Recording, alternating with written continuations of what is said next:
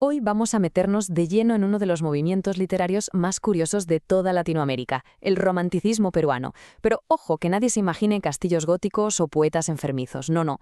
Esta es una corriente que huele a guano, que sabe a pisco y que sobre todo se ríe de sí misma con una nostalgia muy, muy particular. Venga, empezamos. Y todo arranca con esta pregunta, que es la clave de todo. Pensemos en ello. Una nación jovencísima que todavía está buscando su sitio, aprendiendo a ser un país.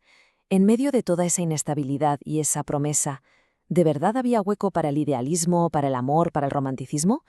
Pues la respuesta, como vamos a ver, es alucinante y sobre todo profundamente peruana.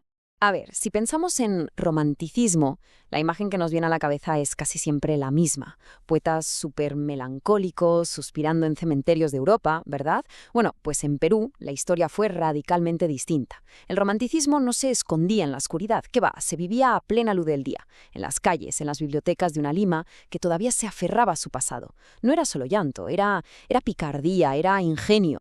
Entonces, vale, ¿cómo y cuándo nace este movimiento tan especial? Para entenderlo, tenemos que viajar a un momento muy, muy concreto de la historia peruana. Un periodo de una riqueza que cayó casi del cielo, conocido como la Bohemia del Guano. Es que el movimiento florece en un contexto único. Es la llamada era del guano. De repente, Perú tenía muchísimo dinero y gracias al gobierno de Ramón Castilla, una cierta estabilidad política. Vamos, el caldo de cultivo perfecto. Sí, es verdad que el romanticismo español llegó tarde y un poco de rebute a Perú, pero un grupo de escritores jóvenes no se conformó con copiarlo. No, decidieron darle la vuelta y usarlo como una herramienta para crear algo nuevo, la identidad criolla. Y en el centro de todo este tinglado estaba la Bohemia de Palma. Pero cuidado, no nos confundamos, no era un grupo de revolucionarios políticos. Su revolución era otra, era cultural. Su único objetivo, su meta, era forjar una identidad nacional, una identidad criolla.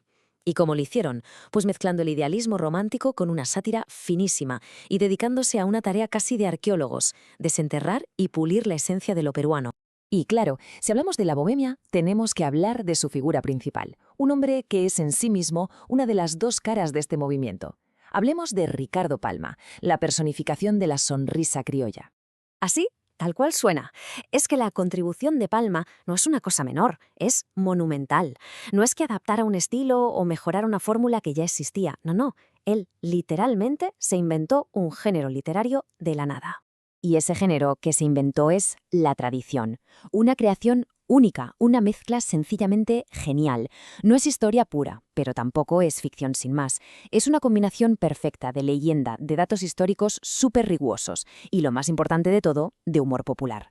Palma se dedicó a escuchar cómo hablaba la gente en la calle, capturó esa chispa criolla de Lima y la dejó inmortalizada para siempre. Pero como decíamos antes, el romanticismo peruano tenía dos caras. Si Palma era la sonrisa, la otra cara de la moneda era el suspiro. Vamos a conocer ahora a Carlos Augusto Salaberry. Escuchemos estos versos. Es pura melancolía, pura pasión contenida. Salaberry fue el gran poeta lírico del movimiento. Mientras Palma miraba hacia afuera, hacia el pasado colectivo, y lo hacía con humor, Salaberry miraba hacia adentro, al amor perdido, a la nostalgia, al dolor más íntimo. Su poema Acuérdate de mí es sin ninguna duda la cumbre del romanticismo amoroso en Perú. Y aquí es donde todo encaja. Vimos el equilibrio perfecto del que hablábamos. Por un lado, Palma, la prosa, el humor, esa mirada pícara al pasado, la sonrisa. Y por el otro, Salaberry, la poesía lírica, la melancolía, la obsesión con el amor y la pérdida, el suspiro. Juntos, estas dos caras de la misma moneda crearon un movimiento literario completo, complejo y, lo más importante, profundamente peruano. Bueno, entonces, ¿cuál es el legado final de todo esto? ¿Qué nos queda hoy de aquella bohemia, de esas tradiciones y de aquellos suspiros? Pues la conclusión es, quizá, la lección más importante que nos dejaron. Y aquí está la clave de todo. El gran legado de Palma y su generación fue demostrar que no hacía falta importar historias de Europa.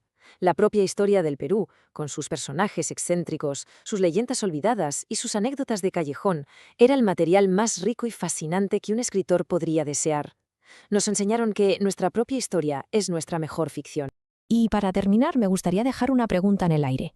De todas esas historias que Palma rescató del olvido, de todos esos relatos llenos de ingenio y de sabor local, ¿cuál es la tradición peruana favorita de cada quien? Quizá pararse a recordarla sea la mejor forma de mantener vivos el espíritu de este movimiento tan único.